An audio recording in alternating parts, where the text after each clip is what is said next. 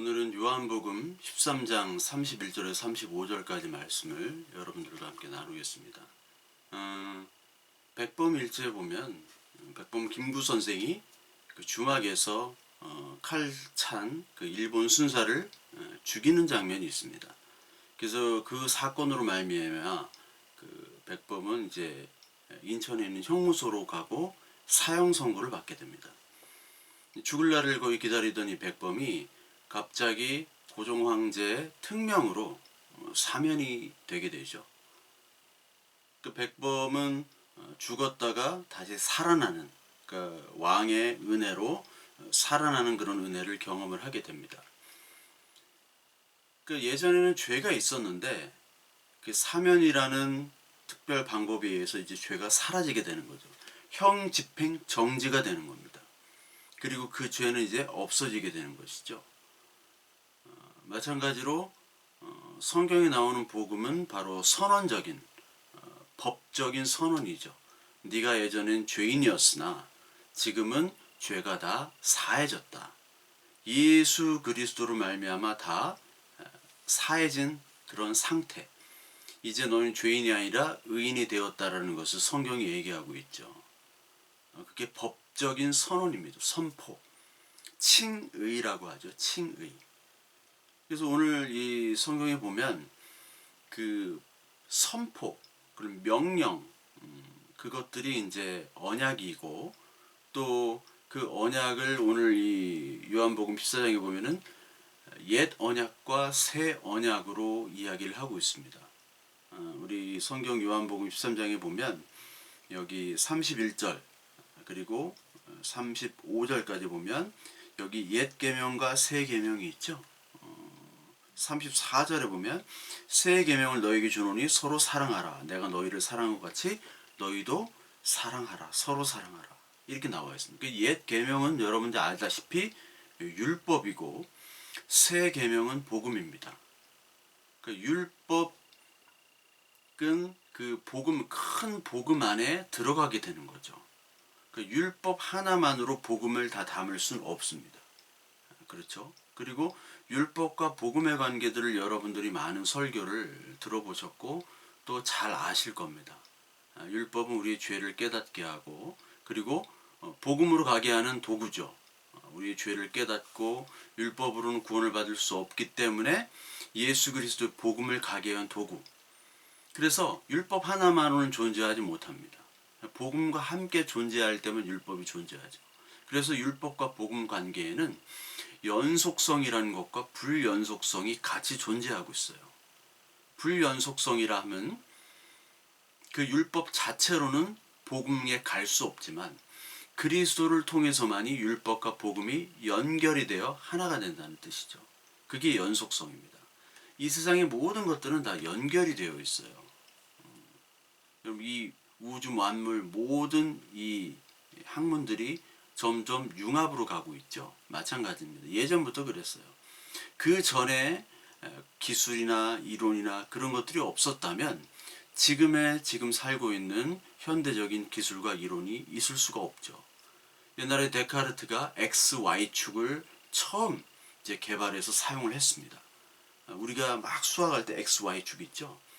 그것으로 말미암아 이제 라이프니츠나 뉴턴이 그것을 가지고 연구를 하다가 이제 속도 그리고 뭐 시간 그런 것을 얘기하다가 이제 가속도 그리고 순간 속도 평균 속도는 우리가 구하기 쉽지만 순간 속도는 구하기 어렵거든요. 거기서 순간 속도를 구하기 위해서 이제 미분이라는 개념이 등장하는 거죠. 무한대로 그 점으로 가까이 가는 그런 개념. 그 무한대를 가기 위한 그 방법으로 미분을 개발해내고 그런 것으로 말미암아 이제 우주과학 시대 중력 그리고 아인슈타인의 중력, 빛 그리고 전자, 화학 이런 혁명들이 같이 융합이 돼서 일어나서 이제 새로운 이론들이 나타나는 거죠. 그 전까지는 태양이나 빛이나 전자나 이게 다 다른 건 줄 알았어요. 연결되지 않은 불연속적인 관계인 줄 알았더니 태양은 전자기파하면서 입자며 파동이고 이게 열이며 다 같이 태양에서 오는 거예요. 여기에 전자가 들어갑니다. 전자기파가 전기예요. 이게 전기파입니다. 거기에다가 열, 중력, 그리고 여기에 이제 퀀텀 피직이 들어가는 거예요. 이 퀀텀 피직스가 이 양자역학의 개념이 들어가면서 이제 엄청난 가속도로 과학이 발전해요. 그래서 지금의 시대는 반도체 시대입니다. 반도체는 도체와 부도체의 반반이에요. 전압을 연결하면 그 반도체에 전압이 가해지면 어떨 때는 전기가 가해지고 통하고 어떨 때는 전기가 통하지 않음으로 말미암아 1과 0이라는 디지털 숫자, 그거로 말미암아 데이터가 저장이 되죠. 그래서 우리의 모든 정보들은 지금 1과 0에 의한, 즉 반도체 전압에 의한 그 데이터로 모든 것들이 축적이 되어 가고 있어요. 우리가 하는 뭐 계좌, 우리가 하는 은행, 뭐 정보, 모든 컴퓨터를 많이 쓰기 때문에, 다 쓰기 때문에, 핸드폰, 여기에 다 0과 1이란 디지털 숫자로 말미암아 우리의 모든 정보들이 다 저장되고 전송이 되고 그리고 수신이 됩니다. 그러니까 여기에서도 연결과 연결되지 못함, 즉 연속과 불연속이 지금 쓰여지고 있고, 그리고 연속과 불연속은 시간이 갈수록 과학 문명이 더 발달할수록 이 경계가 불분명해지는 시대에 우리는 살고 있습니다. 이 반도체 같은 것도 하나님이 주신 이 모래, 규소, 이산화규소에서 그 실리콘을 가지고 만드는 것처럼 자연이 없다면 이런 과학 문명은 이루어질 수가 없어요. 마찬가지로 과학 문명을 통해서 우리는 이 우주 만물을 오염도 시키지만 또 이 우주 만물을 보존도 해야겠죠. 그러니까 모든 것들이 하나로 연결되어 있어요. 우리의 삶도 마찬가지고 이 온 우주 만물, 이 생물체도 그 라이프 사이클이 다 죽음과 누구의 죽음을 통해서 누구의 생명이 살아나는 듯이 마찬가지로 온 이 우주 만물은 하나로 연결되어 있습니다. 그래서 성경은 에베소에서 그 온 우주 만물이 어디로 가느냐, 결국 예수 그리스도, 길이요 진리요 생명 되신 예수 그리스도에 의해서 설명이 되어지고, 예수 그리스도에 의해서 이 모든 이 라이프 사이클, 우주의 사이클이 설명되어지고 있다라고 얘기를 합니다. 온 우주 만물이 예수 그리스도로부터 오고 예수 그리스도 말미암지라. 그건 믿음을 가지고 있는 사람들, 하나님이 주시는 그 믿음의 선물을 받은 사람들만 그렇게 선포를 할 수가 있죠. 그 새 계명과 옛 계명은 단절된 것 같지만 단절되지 않은 거예요. 서로 영향을 주고 있는 거예요. 그리스도 희생으로 말미암아 죄 사함 받은 이 교회 있죠. 이 교회는, 우리는 바로 새 계명에 의해서 탄생된 사람들이죠. 옛 계명, 10계명으로 대표되는 옛 계명이 있죠. 그거는 이 새 계명을 받은 사람들이 다시 옛 계명을 지키기 위한 하나님과의 관계, 막히지 않게 하나님과의 관계가 감사함으로, 그리고 하나님과의 관계, 그 기도의 관계가 막히지 않도록 하나님께서 은혜 받은 새 계명으로 태어난 이 사람들이 다시 10계명으로 대표되는, 그리고 사랑의 계명으로 대표되는 그런 계명들을 자발적으로 지키게 되는 사람들로 이루어지는 것이죠. 그러니까 연결이 되어 있는 겁니다. 그러니까 옛 계명은 새 계명을 요구하고, 또 새 계명은 다시 10계명과 그리고 이 사랑의 계명들, 이 성경에 전체 나오는 그 사랑의 계명들, 정의의 계명들로 대표되는 그런 옛 계명을 자발적으로 순종하도록 또 요구를 하고 있습니다. 로마서 3장 19절 우리 한번 보면요.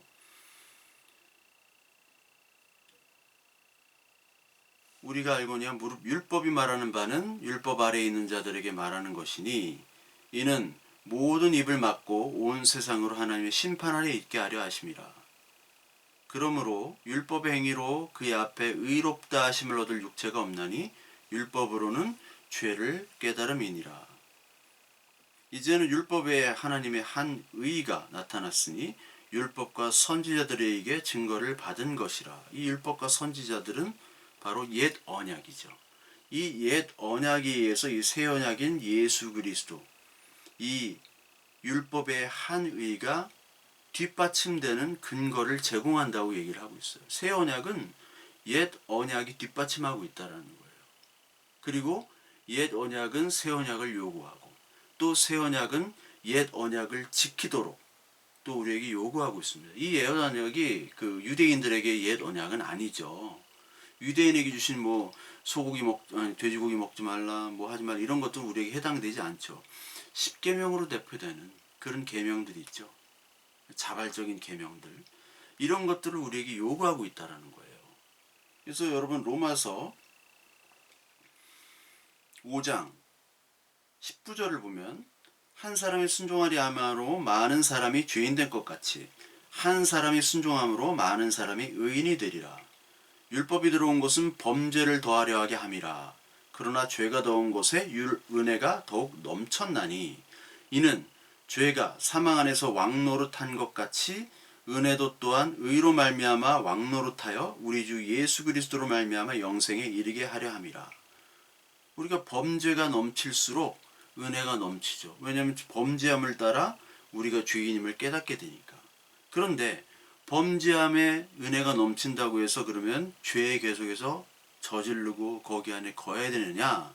로마서 6장 1절에 그런즉 우리가 무슨 말을 하리요? 은혜를 더하게 하려고 죄에 거하겠느냐? 그럴 수 없느니라. 죄에 대하여 죽은 우리가 어찌 그 가운데 더 살리요? 무릇 그리스도 예수와 합하여 세례를 받은 우리는 그의 죽으심과 합하여 세례를 받은 줄 알지 못하느냐? 즉 여기서 말하는 것은 다시 옛 계명을 다시 지켜야 된다는 얘기죠. 새 계명을 받은 자는 옛 계명을 지켜야 된다. 그 옛 계명과 새 계명은 하나로 연결이 돼 있고, 이것은 결코 둘이 아니라 하나라고 얘기를 하고 있는 겁니다. 하나입니다. 그래서 이 하나라는 것을 요한일서 2장 7절 8절에 여기 나오죠. 사랑한 자라, 내가 새 계명을 너희에게 쓰는 것이 아니라 너희가 처음부터 가진 옛 계명이니, 이렇게 나오죠. 처음부터 가진 옛 계명이래요. 이 옛 계명은 너희가 들은 말씀이거니와 다시 내가 너희에게 새 계명을 쓰노니 그에게와 너희에게도 참된 것이라. 처음부터 이 옛 계명이라는 것은, 새 계명이라는 것은 말씀이고 예전부터 했던 옛 계명이라는 거예요. 새 계명이 사실 없다는 겁니다. 즉 하나라는 거죠.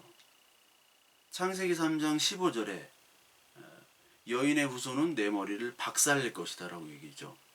그리고 너는 그의 발꿈치를 상하게 할 것이다. 사탄에게 얘기하죠. 이때부터 여인의 후손이란 그리스도로 말미암아 죄인이 된 그 아담의 후손들, 그 인간들에게 그 그리스도의 사랑의 은혜로 말미암아, 그 구속의 은혜로 너희들을 구원하겠다는 그 말씀을 옛 계명 시대 때 이미 새 계명으로 말씀을 하고 계시는 거예요. 그러니까 이 옛 계명과 새 계명은 하나라는 겁니다. 하나. 옛 계명과 새 계명은 어떻게 하나가 되느냐? 그리스도로 하나가 되죠. 옛 계명이 그리스도를 예표하는 것이고, 새 계명이 그리스도의 오심으로 말미암아 죽으심, 그의 말씀이 새 계명이기 때문에, 그러니까 그리스도의 예표로 둘은 하나입니다. 그리스도의 나타나심으로 새 계명과 옛 계명이 하나가 되는 거예요. 그 전까지는 불연속이에요. 물론 율법 안에 하나님의 은혜, 그리고 이스라엘 역사와 그 구약의 모든 역사를 통해서 예수 그리스도를 보여주시고, 그리고 하나님의 사랑을, 그 언약을 보여주시지만 우리 인간이 느끼기에는 분열이 됐단 말이에요. 불연속이 됐습니다. 그런데 그리스도로 말미암아 이게 하나가 되는 것이죠. 이미 예레미야 31장이 이미 새 언약을 얘기를 하고 있어요. 또 하나로 31장 31절 34절에 여기에 바로 예수 그리스도와 성령에 대해서 나오는데, 새 언약을 준다고 하죠. 31장 31절에 예레미야, 이 언약은 내가 그들의 조상들의 손을 잡고 애굽 땅에서 인도하여 내린 날에 맺은 것 같이 아니할 것은, 이건 옛 그 시내산 언약이죠.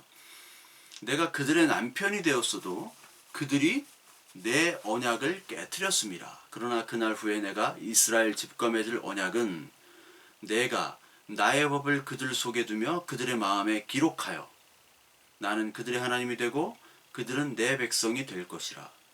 나는 그들의 하나님이 되고 그들은 나의 백성이 될 것이다. 이게 출애굽기와 계시록까지 계속해서 등장하는 말씀의 구절에 등장하는 초지일관적으로 나는 너의 하나님이고 너희들은 내 백성이야를 계속해서 강조하고 있어요. 그래서 내가 나의 법을 그들 속에 둔다는 것은 이게 성령의 법을 둔다는 거죠. 조문으로 율법에 기록된 책에 그려진 그런 율법이 아니라 내가 나의 법, 성령의 법을 너의 몸속에 새기겠다. 그거예요. 그러니까 네 새 언약은 그리스도로 말미암아 그리고 성령으로 말미암아 새 언약을 주겠다. 그 언약을 너에게 주겠다고 이미 구약에 약속하고 계신 거예요. 이게 오늘 이제 13장을 하지만 요한복음 14장의 1절부터 특히 요한복음 14장 3절에 가면 내가 너희를 위하여 처소를 예배하겠다고 나오는데 처소를 예배한다는 것이 바로 그리스도와 성령을 우리에게 허락하신다는 것. 이것이 바로 처소를 예배한다는 것. 그리스도만으로가 아니라 성령으로 말미암아 거기까지를 얘기하고 있어요. 오늘 예레미야 이 세약도 거기까지를 얘기하고 있는 겁니다. 그러면서 예레미야 31장 33절에 그들이 다시는 각기 이웃과 형제를 가리켜 이르기를 너는 여호와를 알라 하지 아니하리니 이는 작은 자로부터 큰 자까지 다 나를 알기 때문이라. 내가 그들의 악행을 사하고 다시는 그 죄를 기억하지 아니하리라. 이렇게 얘기하고 있습니다. 그러니까 이미 하나로 되어 있는 거예요. 하나로. 근데 우리는 이거를 하나로 못 보게 되면은 참 불행한 거죠. 참 많은 사람들이 구약과 신약을 하나로 보지 못하고 또 그리스도의 복음서와 그리고 서신서들을 하나로 못 보고 다 싸우고 나눕니다. 그러니까 오죽하면 제가 옛날에 신대원이 읽었던 책이 예수냐 바울이냐 뭐 부딪히는 점이 많다고 뭐 성경신학적으로는. 근데 성경신학자들이 엉터리야. 잘 보면 똑같은 얘기예요.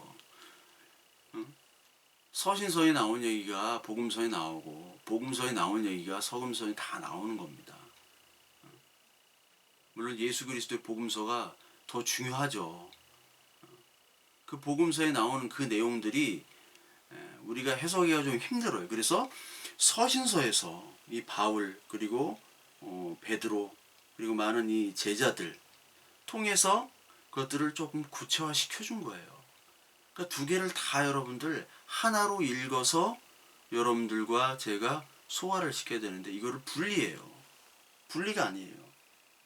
히브리서 10장을 보면 10장 9절부터 10절 보면 이런 말씀 때문에 여러분 그 후에 말씀하기를 보시옵소서 내가 하나님의 뜻을 행하러 왔나이다 하셨으니 그 첫째 것을 폐하시면 둘째 것을 세우려 하심이라. 이 첫째 걸 폐한다는 것은 옛 언약을 얘기하는 거겠죠. 제사, 율법. 근데 둘째 것, 복음을 세우기 위해서 제사, 율법을 폐한다. 그럼 하나라는데 왜 폐한다고 여기 나왔을까요? 그리고 마태복음 5장 17절에는 예수님께서 율법과 선지자를 폐하러 온 것이 아니라 완전케 하러 오셨다고 예수님이 직접 얘기하시죠. 그러면 히브리서 기록자와 그 예수님이 누가 맞아요? 예수님이 더 세니까 예수님이 맞다고 해야겠죠. 근데 이 히브리서 10장에 나오는 얘기는 첫째 것을 폐한다는 것은 구원에 있어서는 율법과 제사를 폐해줘야 된다는 거예요. 아무 효력이 없고 무용하다는 얘기를 하는 겁니다. 하도 히브리인들이 율법, 제사만 얘기하니까 예수 그리스도를 믿지 않고 율법과 제사만을 얘기하니까 폐한다고 얘기하는 거예요. 거기 구원에는 효력이 없다. 폐해줘야 된다는 것이고 예수님은 율법과 선지자는 나를 가르치는 거니까 가르치는 거니까 나만이 완전케 하고 내가 완전케 하러 왔다는 것을 강조하기 위해서 하나가 되는 거예요. 이거를 그냥 문자적으로 얘기하면 알지를 못하는 거죠. 이것이 어떻게 하나가 되느냐? 그리스도가 하나가 되는데 그리스도의 사랑 안에서 하나가 된다는 거예요. 오늘 이 요한복음 13장에 새 계명을 너에게 주는데 서로 사랑하라. 그렇죠? 내가 너에게 주는 것처럼 서로 사랑하라. 그러니까 사랑이 계명인 거예요. 그리스도의 사랑이 계명이고 그리스도의 사랑으로 말미암아 옛 계명과 새 계명은 하나다라는 거예요. 사랑하라. 그러면 여러분 사랑 발씻음 말씀을 드렸죠. 사랑이란 뭔가 많은 사람들이 정의를 하지만 사실 막상 모르잖아요. 우리가 설명하려면 어떻게 그 무한한 뜻을 가지고 있는 그 사랑을 한마디로 설명을 할 수 있습니까? 그리고 또 오래 길게도 또 설명하려면 또 힘들어요. 근데 성경은 분명히 하나님은 사랑이시라 이렇게 나오죠. 요한일서에 또 나오잖아요. 하나님은 사랑이시라. 그래서 4장에 사랑하는 자들아 우리가 서로 사랑하자. 사랑은 하나님께 속한 것이니 사랑하는 자마다 하나님으로부터 나서 하나님을 알고 사랑하지 아니하는 자는 하나님을 알지 못하니니 이는 하나님은 사랑이심이라 이렇게 나옵니다. 하나님은 사랑이시라. 즉 옛 언약과 새 언약은 하나요. 그리고 이것은 그리스도를 나타내는 것이요. 그리스도는 곧 사랑이요. 따라서 언약은 사랑이요. 계명은 사랑입니다. 곧 그리스도고 그것이 말씀이고 믿음이에요. 로마서 5장 8절에 사랑이 어떻게 증명된다고요? 그리스도의 죽으심으로 하나님의 사랑을 증명했다라고 나오죠. demonstrated. 우리가 데모한다고 그러죠. demonstrated. 그 증명됐다라고 얘기를 하는 거예요. 하나님의 사랑을 어떻게 합니까? 그리스도를 보임으로 말미암아 십자가의 죽으심으로 말미암아 하나님의 사랑을 너에게 보였다. 즉 옛 언약 너에게 줬고 새 언약으로 너희들을 갈아타기 위해서 그리스도를 주셨다라는 거예요. 이게 화목제물의 사랑이죠. 그러니까 사랑이라는 것은 여기 요한에서 4장 9절에 나온 것처럼 하나님의 사랑이 우리에게 나타난 바 되었으니 하나님이 자기의 독생자를 세상에 보내심은 그로 말미암아 우리를 살리려 하심이라. 사랑은 여기 있으니 우리가 하나님을 사랑한 것이 아니요 하나님이 우리를 사랑하사 우리 죄를 속하기 위하여 화목제물로 그 아들을 보내셨음이라. 사랑하는 자들아 하나님이 이같이 우리를 사랑하셨은즉 우리도 서로 사랑하는 것이 마땅하도다. 그렇죠. 이 하나님의 사랑은 독생자 예수 그리스도를 준 것. 로마서 5장 8절에처럼. 그래서 사랑이라는 것은 생명을 주는 겁니다. 자기의 생명을 주는 거예요.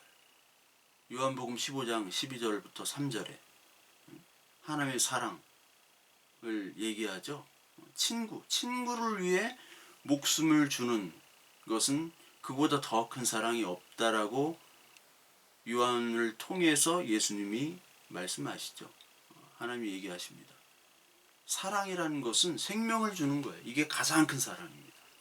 그것이 예수 그리스도의 사랑이죠. 그것이 하나님의 사랑이죠. 그럼 우리가 서로 사랑하라는데 생명을 줄 거냐? 어떻게 생명을 줍니까? 내 생명을 줄 거예요? 아니죠. 여러분 가장 사랑하는 가족이나 친구 그들이 죽을 병에 걸렸다고 칩시다. 몇 개월밖에 못 산대요. 근데 그들에게 가장 사랑할 수 있는 게 뭘까요? 그들에게 가장 사랑할 수 있는 것. 어떤 사람은 그들을 이야기를 들어주고 병수발을 해주고 친구를 대주고 아주 그거 좋죠. 그만큼 사랑하는 게 없죠. 근데 그 병을 100% 고칠 수 있는 명의가 있다고 해요.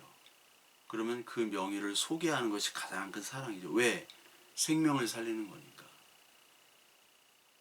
병수발을 들어주는 거 아니라도 누구든지 할 수 있어요. 근데 생명을 주는 것은 아무도 없죠. 정말 뛰어난 명의가 있다면 그것을 소개시켜서 그 사람을 데려가는 것. 또 그 명의가 공짜래 또. 그러면 이거 진짜 그 사람을 연결시켜서 소개시켜주는 것이 가장 큰 사랑이겠죠. 왜냐하면 그 사람을 살리는 것이기 때문에.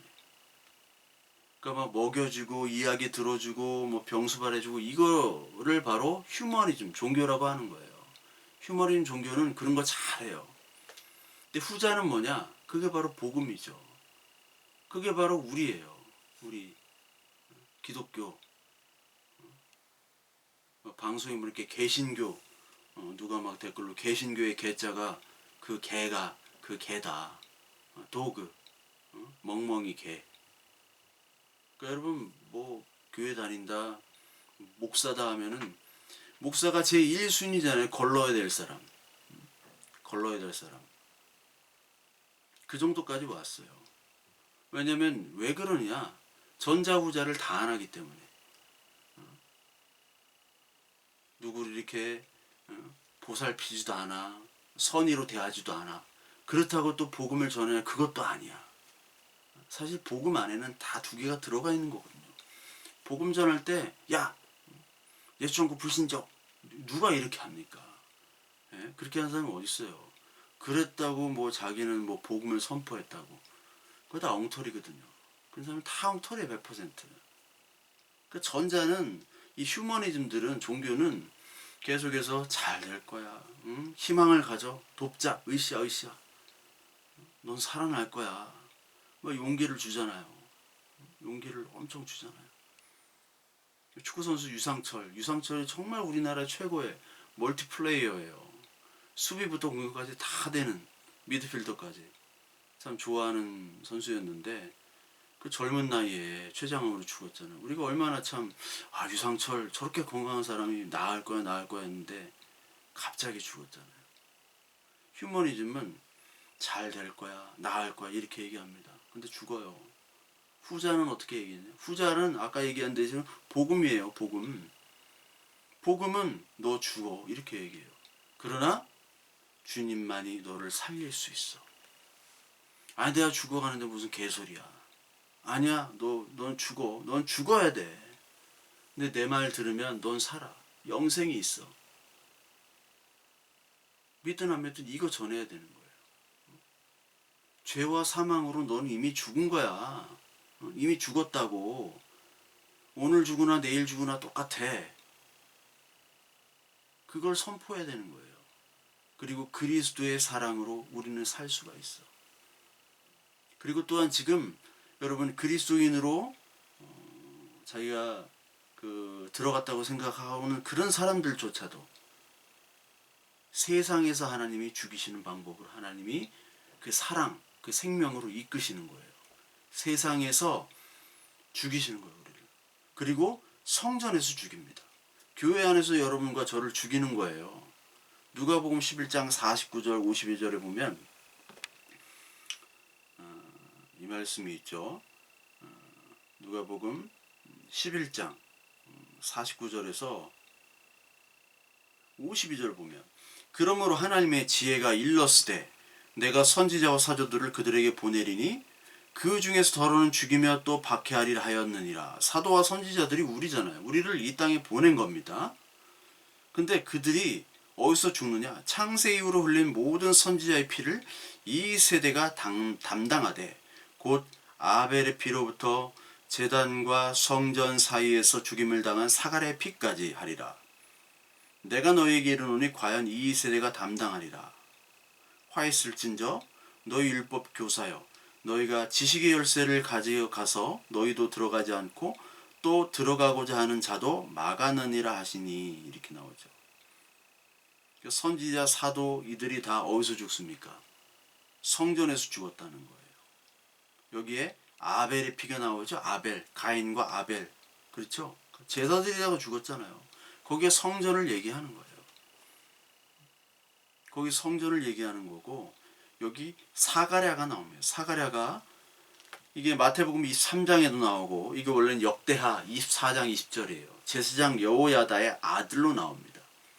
근데 제사장 여호야다의 아들로 나오고 이 마태복음 23장에는 바가랴의 아들로 나와요. 이게 여호야다의 아들이냐 바가랴의 아들이냐 이게 사실 중요한 건 아니에요. 여호야다가 바가랴 할 수도 있고 또 여호야다가 뭐 아버지일 수도 있고 또 할아버지일 수도 있고 바가랴가 아버지일 수도 있고, 아니면 아버지가 이름이 두 개일 수도 있고, 그런 경우가 많거든요. 이스라엘의 전통에. 그러니까 이 자유주의자들은 꼭 이런 거 가지고 성경이 다 엉터리다 얘기해요. 그렇게 따지면 성경은 다 엉터리예요, 여러분. 다 엉터리지 뭐. 오병이요. 뭐 유두고가 막 바울이 설교 듣다가 하도 설교가 지루하니까 떨어져 죽었는데 살아나고, 죽은 사람이 어떻게 살아납니까? 다 엉터리죠. 믿음이 있을 때만 이게 성령께서 역사하셔서 믿음이 받아들여지는 거죠. 하여튼 이 사가랴가 성전에서 죽어요. 왜? 이 제사장 아들이잖아요. 제사장 아들은 제사장이거든요. 근데 이 제사장이 그 성전에서 자기 일터죠. 일터에서 하나님의 영에 감동이 됩니다. 이 영에 감동이 되면 그 당시 불순종하던 이 사람들에게 너희들이 얼마나 불순종하는지를 막 선포한단 말이에요. 그러니까 이 사람들이 화가 나가지고 돌로 때려 죽인 거예요. 막 짱돌 이만한 걸로 막 머리를 찍어 죽인 거예요. 근데 예수님도 그렇게 죽으셨고 제자들도 죽었고, 그리고 내가 너희를 사랑한 것이 너희도 서로 사랑하라, 복음을 전하라, 생명을 전하라 하면 먼저 교회에서 죽습니다. 사회에서는 그냥 무시하고 말아요. 교회에서 죽어요. 하나님의 말씀을 전하면 이상하게 봐요. 왜냐면 다들 기복에 빠져 있고요. 많은 사람들이 하나님의 말씀보다는 목사의 그런 말에 혹해 있는 거예요.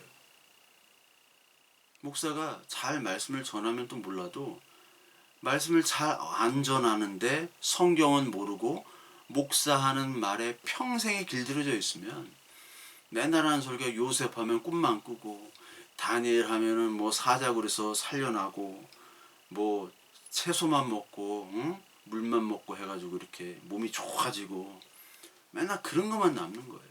하면 된다, 할 수 있다, 해보자.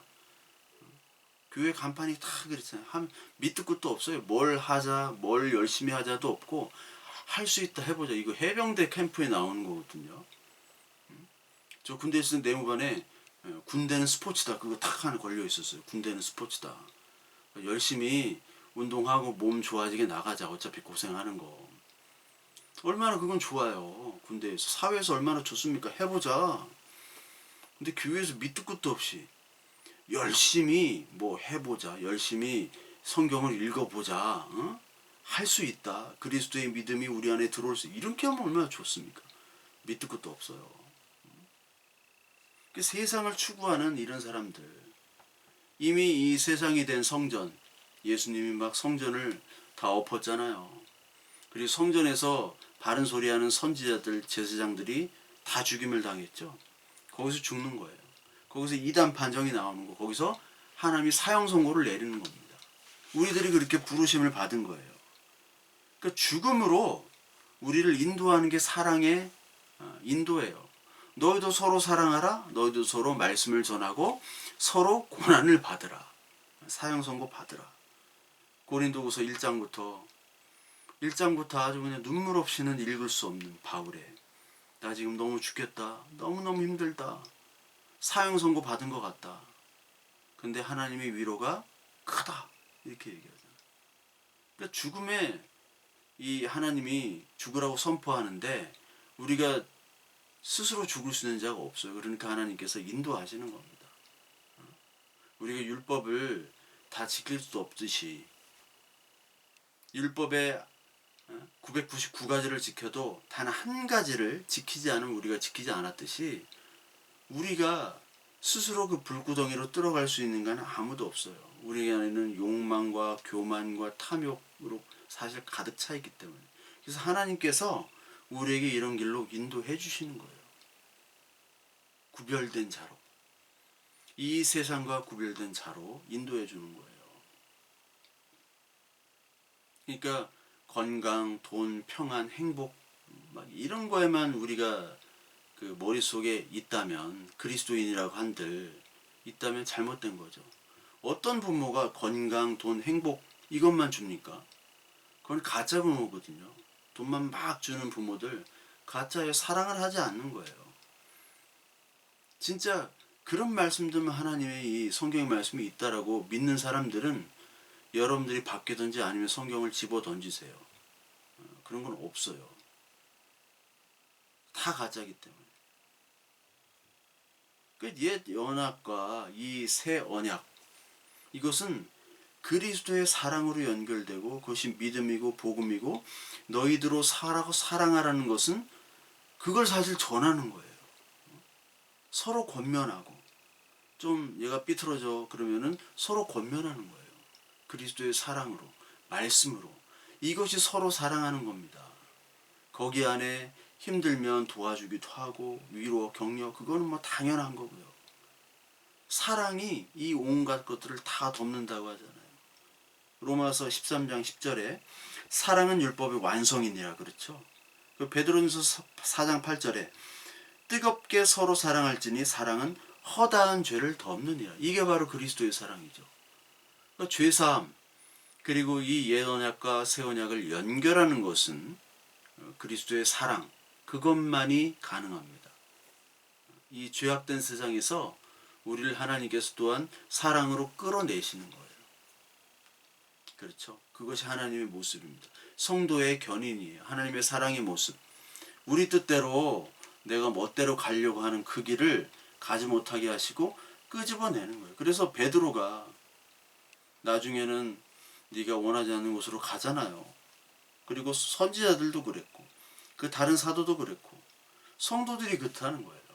이제 죄의 종에서 의의 종으로 우리를 끄집어내시는, 그게 바로 우리를 사랑하시는 거고, 그리고 너희들을 서로 발 씻어주고 서로 사랑하라는 것이 바로 의의 종으로 가도록 서로 말씀으로 권면하고 위로하고 격려하라는 겁니다. 왜? 그것만이 유일한 진짜 사랑이기 때문에 그래요. 로마서 6장 17절부터 19절에 보면 너희가 본래 죄의 종이더니 너희에게 전하여 준 바 교훈의 본을 마음으로 순종하여 죄로부터 해방되어 의에게 종이 되었느니라. 전에 너희 지체를 부정과 불법에 내주어 이제는 너희 지체를 의의 종에서 의의 종으로 내주어 거룩함에 이르라. 옛날엔 부정과 불법에 내주어서 불법에 이른 것 같이 이제는 너희의 지체를 의의 종으로 내주어 거룩함에 이르겠다. 이게 바로 하나님의 사랑의 방식입니다. 그래서 하나님의 사랑 방식은 우리를 거룩하게 인도해내는 겁니다. 그러면서 동시에 이 세상을 하나님께서 또 사랑하셨죠. 그러니까 성경 하나님의 뜻은 사랑인데 그 사랑은 하나님의 사랑과 이웃 사랑으로 나눠진다고 여러분 많이 들으셨죠. 이게 신명기 10장에 나오는 거예요. 신명기 10장 12절에 하나님의 사랑, 이웃 사랑. 십계명이 바로 하나님의 사랑, 이웃 사랑이에요. 마태복음 22장에 그렇게 나오죠. 계명, 가장 큰 계명이 뭐냐? 그러니까 첫째도 마음에 다하여 목숨을 다하여 뜻을 다하여 주 너의 하나님을 사랑하라. 그렇게 나오죠. 둘째, 그처럼 이웃을 너 자신같이 사랑하라. 그러니까 하나님의 사랑과 이웃 사랑. 이것이 율법과 선지자의 강령이니라. 이것이 바로 율법과 선지자 그리스도의 언약이고 명령이고 하나님의 사랑과 이웃 사랑이래요. 요한일서 3장 23절에 보면 그의 계명은 이것이니 곧 그리스도의 이름을 믿고 그가 주신 계명대로 서로 사랑할 것이니라. 그러니까 십계명으로 대표되는 그 사랑, 옛 언약, 그리고 그리스도로 대표되는 이것이 모두 하나님의 사랑과 이웃 사랑으로 하나로 연결되는 거예요. 이것이. 그러니까 여러분, 하나님의 사랑을 받은 사람은 당연히 이웃 사랑으로 전달될 수밖에 없죠. 그 이웃 사랑이라는 것은 마음을 다하여 목숨을 다하여 뜻을 다하여 하나님을 사랑하는 것처럼 예수 그리스도 했기 때문에 그것은 십자가의 죽으심으로. 왜 죽었어요? 하나님의 말씀을 전하면서 생명을 전하고 진리를 전했기 때문에 한 거죠. 그렇게 죽으신 것처럼 우리가 길이요 진리요 생명이신 예수 그리스도를 이웃에게 사랑으로 전하는 것. 그리고 거기에 필요한 모든 것들은 우리가 우리의 물질과 우리의 시간과 그런 것들을 당연히 써야겠죠. 물질과 도구. 우리가 하나님께서 물질을 허락하신 이유들, 시간과 건강과 허락하신 이유들은 바로 하나님의 뜻을 이웃들에게 전하기 위한 도구로 우리에게 주신 겁니다. 연약하면 연약한 대로, 강하면 강한 대로, 연약해서 병원에 입원했으면 병원에서 하나님의 말씀을 전하면 되는 것이고, 또 강하면 강한 대로 전하는 것이거든요. 그러니까 여러분 뭐 거창하게 막 뭐를 하려고 하는 것이 아니라 내 주위에 나보다 못한 사람, 나의 사랑, 그 하나님의 사랑이 필요한 사람에게 한 명만이라도 전한다면 그것이 가장 훌륭한 일입니다. 한 명. 우리 가정 그리고 이웃 이 사람들이 한 명씩만 전한다. 그러면 이 세상은요 엄청나게 변화가 돼요. 근데 한 명을 전하지 않는다는 거예요. 다 어디에다 그 자기 에너지와 사랑을 쏟느냐? 다 예배당. 거기에다만 쏘는 예배당. 교회가 아니라 교회당 예배당에다가. 이사야서 1장에 그렇게 헛된 재물 가져오지 말라. 절기하지 말라. 그것은 하나님의 사랑이 아니다라고 분명히 얘기해요. 너희들 정의를 구하고 학대자와 그리고 고아와 과부를 돌보지 않는 너희들인데 어떻게 이웃사랑을 안 하면서 여기 와가지고 이렇게 재물을 하냐. 그런 헛된 재물을 가져오지 말라. 예레미야 7장 8절부터 11절에 보면 너희들은 거짓말쟁이다. 너희 제사는 다 거짓이고 바알과 거짓 신에게 너는 제사를 하는 것이다 라고 얘기해요. 지금도 바알과 거짓 신에게 제사를 하잖아요. 성전이 도둑 소굴로 보이느냐 하나님이 얘기하세요. 성전이 그러니까 내가 도둑놈처럼 보이냐? 이 도둑놈들아. 여기 거룩한 성전에 와가지고 지금 도둑질한 거 가지고 재물 드리고 그거 가지고 복 받겠다고 얘기를 하느냐? 평소에는 도둑질 살인 간음을 하면서 주일날만 예배당에 와서 제사하고 열심히 부지런히 그렇게 한들 내가 좋아하냐? 내가 너희들을 다 알고 있는데 이 거짓말쟁이 이 바알 거짓신을 제사하는 그들을 우상 숭배하는 이 거짓말쟁이들아 딱 꺼져라 그렇게 얘기하는 거예요. 제발 좀 괴롭히지 마. 나 여기서 쉴 거야. 와가지고 막 뭘 잡수라고 그러고 뭘 드린다고 하고 그 짓거리를 하고 있는 거예요. 여러분 갈라디아서 5장 13절에 보면 자유로 육체의 기회를 삼지 말라. 그렇죠? 오직 사랑으로 서로 종노릇하라. 서로 물고 먹으면 피차 멸망하니라. 이게 뭐 서로 겸손해 가지고 서로 사이좋게 지내라. 뭐 그런 뜻이 아니에요. 이 교회 가면요, 목사님, 뭐 장로님, 권사님, 집사님에 가면서 뭐 양복 입고 좋은 옷 입고 넥타이 매고 하면서 뭐 이렇게 폼만 잡는 그래서는 안 되는 거예요. 목사님, 이 말씀은 이게 아니지 않습니까? 이렇게 해줘야 돼요. 그럼 쫓겨나겠죠. 장로님, 이거는 부당한 일 아닙니까? 이건 하나님이 기뻐하시지 않는 일입니다. 이렇게 하면 목사가 쫓겨난단 말이에요. 장로들한테. 장로가 쫓겨나든 목사가 쫓겨나든 서로 칭찬해주고 서로 격려해주고 서로 사랑한다고 등 떠들어 등 막 이렇게 두들기고 예배 시작 전에 막 격려 한마디 사랑의 한마디 이런 거나 하고 하지 말란 얘기가 아니라 그거 하고 그냥 끝이에요. 헌금 내고 밥 먹고 막 히히호호 하고 하나님 말씀은 하나도 없고 다 느끼시죠? 다.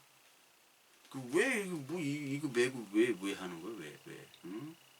월급 받아가면서 왜 바알을 섬기냐고요? 왜 바알의 제사장이 되냐고요?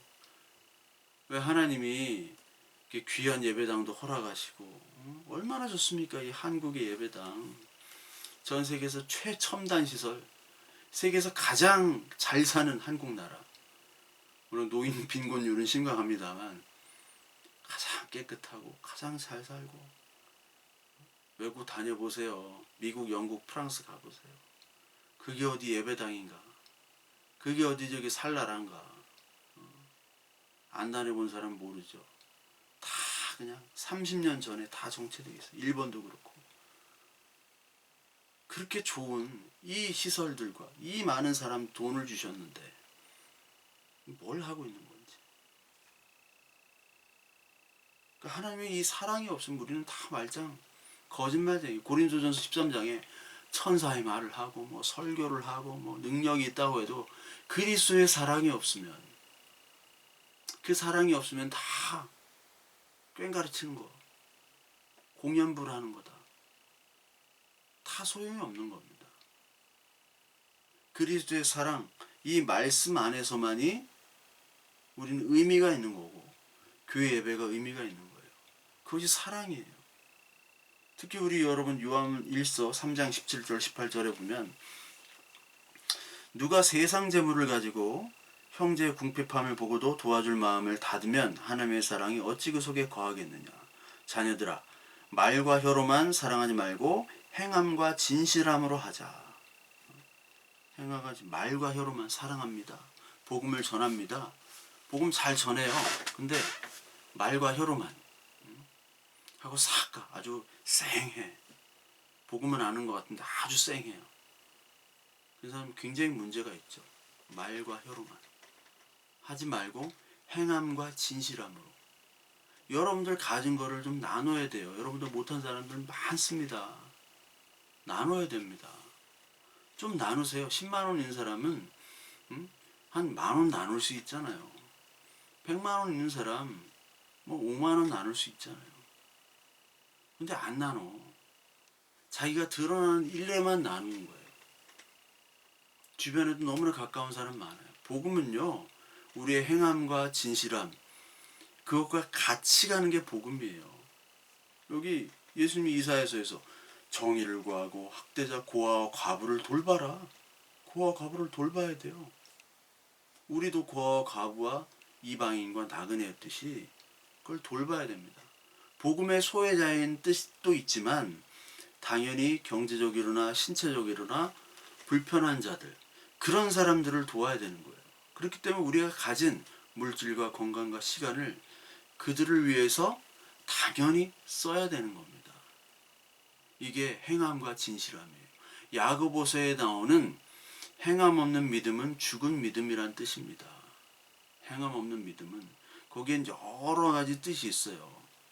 그리스도가 주신 그 행함, 그리스도가 주신 그 믿음에 순종하는 그 행함도 포함이 되지만 넓게 보면요. 1차적으로는 그거라고 저는 생각해요. 근데 넓게 보면 그리스도의 복음을 가진 자가 정말 궁핍한 자, 이런 사람들을 그냥 지나치지는 못해요. 그냥 지나치지 않습니다. 지나치면요, 여러분 관계없는 사람이라도 그냥 주고 복음 전하면 돼요. 짧게라도 그냥 주세요. 나는 지금 냉장고에 배부르게 먹을 게 있는데 안 주면 말이 안 되지 않습니까? 오늘 지난주에 뭐 이제 복음을 전한다고 해서 오늘도 만났어요. 그 친구들을. 그 친구들이랑 축구를 4시간 동안 했네 오늘. 하기 싫은데 4시간 동안. 근데 하면서 이제 피복음을 제가 전했어요. 피복음이라는 것은 이제 피자와 복음. 제가 피자를 쌌어요. 2판 딱 싸가지고 하려고 했는데 좀 모자라서 한 판만 쌌습니다. 한 판 딱 싸가지고 같이 또 이렇게 쏘니까 이게 말이 먹히잖아요. 쏘니까 안 쏘고 그냥 그 힘든데 뭐 예수님이 어쩌고 저쩌고 말씀이 진리가 이렇게 하면 안 들어온다고요. 일단 먹여야지.